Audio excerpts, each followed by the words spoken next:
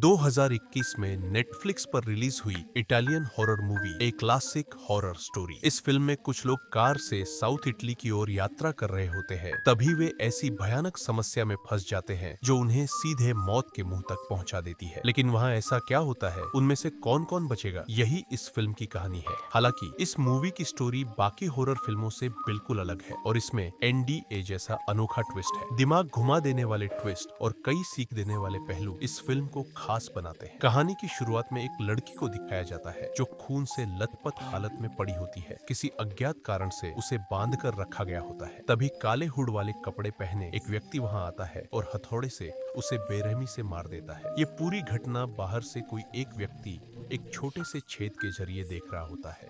इसके बाद सीन बदलता है और एक महिला को दिखाया जाता है जो प्रेग्नेंट तो है लेकिन मानसिक रूप से बच्चे के लिए अभी तैयार नहीं है। ऊपर से उसे अपने कंसल्टिंग ऑफिस के काम के सिलसिले में विदेश यात्रा भी करनी पड़ती है। इसी वजह से एलिजा की माँ उसके लिए डॉक्टर के साथ एक अपॉइंटमेंट तय कर देती है ताकि वह बच्चे का एबॉर्शन करवा सके। इसलिए माँ के पास जाने के लिए एलिजा एक कार शेयर बुक करती है जिसके ड्राइवर का नाम फाब्रिजियो होता है। अगले दिन यात्रा के दौरान इस वैन में एलिजा के अलावा और भी कुछ लोग होते हैं। उनमें एक कपल होता है जिनके नाम सोफिया और मार्क है। ये दोनों एक वेडिंग पार्टी अटेंड करने जा रहे होते हैं। इनके साथ एक डॉक्टर भी होता है जिसका नाम रिकार्डो है। फाब्रिजियो इन सभी को अपने व्लॉग में कैप्चर कर रहा होता है क्योंकि उसका फ्रेंड्स विद फाब्रिजियो नाम का एक यूट्यूब चैनल है। जैसे ही यात्रा शुरू होती है सभी के बीच बातचीत जमने लगती है। रात में सोफिया अपने मोबाइल पर एक गेम खेल रही होती है जिसमें अलग अलग हॉरर फिल्मों से जुड़े सवालों के जवाब देने होते हैं। तो आप लोगों में से कितने लोग मोबाइल स्क्रीन पर दिखाए गए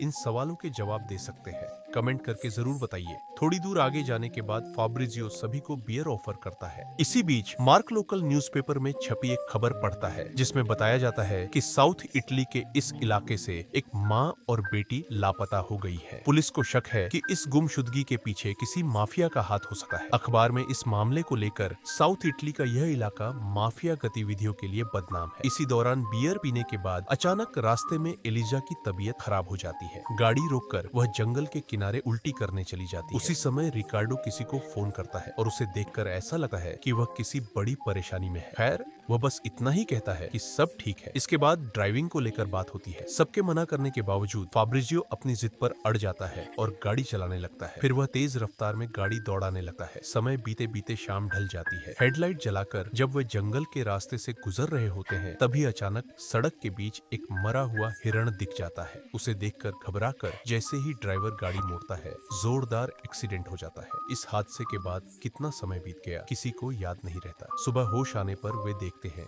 कि सब लोग मार्क को लेकर बहुत परेशान हैं क्योंकि उसका पैर टूट चुका होता है। सभी मदद के लिए कॉल करने की कोशिश करते हैं लेकिन फोन में नेटवर्क नहीं मिलता। ध्यान से देखने पर उन्हें एहसास होता है कि वे अब सड़क से काफी दूर आ चुके हैं। आसपास सिर्फ सुनसान जगह और घना जंगल ही दिखाई देता है। मदद की तलाश में जब वे पैदल आगे बढ़ते हैं तो एक खाली मैदान के ठीक बीचों बीच उन्हें त्रिकोण आकार का एक अजीब सा घर दिखाई देता है। सोफिया खिड़की से अंदर देखने की कोशिश करती है लेकिन उसे भी कोई दिखाई नहीं देता। इसी बीच रिकार्डो दोबारा गाड़ी स्टार्ट करने की कोशिश करता है लेकिन गाड़ी किसी भी हाल में स्टार्ट नहीं होती। मार्क को यकीन ही नहीं हो रहा था कि वे जंगल के बीच फंस चुके हैं। उसे सब कुछ किसी हॉरर फिल्म जैसा लग रहा था। मार्क का ऐसा व्यवहार देखकर रिकार्डो बहुत गुस्सा हो जाता है, इसलिए सेबी उसे साथ लेकर सड़क ढूंढने निकल पड़ता है। इस दौरान वैन में बैठी सोफिया एलिसा से बातें करती हुई समय बिताती है। उनकी बातचीत से पता चलता है कि सोफिया आभूषण डिजाइनिंग का काम करती है। उधर जंगल के रास्ते में अचानक फाब्रिजियो रुक जाता है। वह देखता है कि सामने 3 विशालकाय कौवों की तरह दिखने वाली आकृतियां लटकी हुई है। उन पर लाल कपड़ा जलाया गया है और सामने कटे हुए सुअर के सिर रखे हैं। ये दृश्य देखकर उसका शरीर कांप उठता है जैसे यहाँ कोई भयानक ब्लैक मैजिक किया गया हो या होने वाला हो। फाब्रिजियो कहता है कि उन्हें एक पल भी देर किए बिना यहाँ से निकल जाना चाहिए क्योंकि सुअर के सिर पर लगा खून देखकर लगता है कि वह ताजा है। इसलिए वे बिना कुछ छेड़े वहाँ से चले जाते हैं। दूसरी ओर जब एलिसा घर की ओर देखती है तो अचानक उसका ध्यान जाता है कि दरवाजा खुला है, यानी यहाँ जरूर कोई आया है। वह किसी को बताए बिना अकेले घर के अंदर चली जाती है। अंदर जाकर वह देखती है कि दीवारों पर अजीब अजीब तस्वीरें लगी हुई है। तभी बगल के दरवाजे के बंद होने की आवाज आती है। वह उस कमरे में जाती है तो देखती है कि वहाँ कई मोमबत्तियां जल रही हैं और दीवार पर 3 अजीब इंसानों या आकृतियों की तस्वीरें लगी है। एक के पास आंखें नहीं है, दूसरे के पास कान नहीं है और तीसरे के पास मुंह नहीं है। ये तीनों किसी पंखों वाले घोड़े पर बैठे हुए हैं। इनके नाम अस्त्र, मास्टुतो और आर्कानस बताए जाते हैं। कहा जाता है कि बहुत प्राचीन समय में जब लोग अकाल के कारण मर रहे थे, तब ये 3 भाई धरती पर आए। दैवी वरदान के रूप में उन्होंने लोगों को अकाल से बचाया, लेकिन एक शर्त पर, उन्हें किसी की बलि देनी होगी। तब गांव वालों ने एक लड़की को उनकी बलि चढ़ाई। नियम के अनुसार पहले उसकी जीभ काटी गई, फिर आंखें। लेकिन इसके बाद भी गांव वालों को मुक्ति नहीं मिली। जिंदा रहने के लिए उन्हें लगातार उन 3 भाइयों की पूजा करनी पड़ी, यानी बलि की प्रथा चलती रही। ये पौराणिक कहानी उन्हें सुनाई जा रही थी, लेकिन कोई भी इस पर विश्वास नहीं करता और सब हंसकर टाल देते हैं। शाम होने पर वे तय करते हैं कि आज की रात वहीं बिताएंगे और सुबह निकल जाएंगे। समय के साथ अंधेरा हो जाता है। फाबी जंगल के किनारे टॉयलेट करने जाता है। तभी वह देखता है कि जंगल के उस पार 2 लोग मुखौटे पहनकर खड़े हैं और उन्हें देख रहे हैं। डर के मारे उसका टॉयलेट रुक जाता है और वह भाग कर लौट आता है। दूसरी ओर एलिसा लगातार अपनी माँ को मैसेज भेज रही होती है, इस उम्मीद में कि अगर कभी नेटवर्क आए तो कम से कम मैसेज पहुंच जाए। तभी उन्हें घर के अंदर से किसी के चीखने की आवाज सुनाई देती है। सभी गाड़ी से उतरकर उस ओर देखने जाते हैं। थोड़ी देर बाद आवाज बंद हो जाती है। डर और घबराहट के साथ सोफिया और एलिसा घर के अंदर जांच करने जाती है। तभी फैब्रिजियो आकर कहता है कि उन्हें तुरंत भाग जाना चाहिए, क्योंकि उसने बहुत डरावनी चीज देखी है। रिकार्डो बिना ज्यादा सवाल किए उन्हें लेने के लिए घर के अंदर दौड़ता है।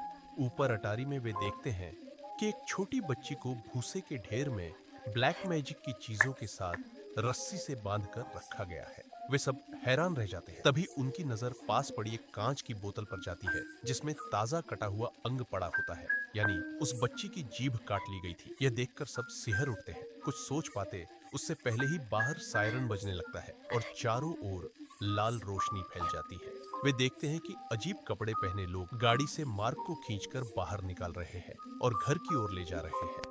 उन्हें समझने में देर नहीं लगती कि ये किसी कल्ट के सदस्य हैं। मार्क को अंदर लाते ही वे तीनों एक कमरे में छिप जाते हैं। सोफिया डर के मारे चीखने लगती है तो रिकार्डो उसका मुंह दबा देता है, क्योंकि नीचे खड़े लोग नहीं जानते कि वे ऊपर है। इसके बाद जो होता है उसे देखकर उनके मुंह से एक शब्द भी नहीं निकलता। वे मार्क को बांधकर पहले हथौड़े से उसके पैर तोड़ते हैं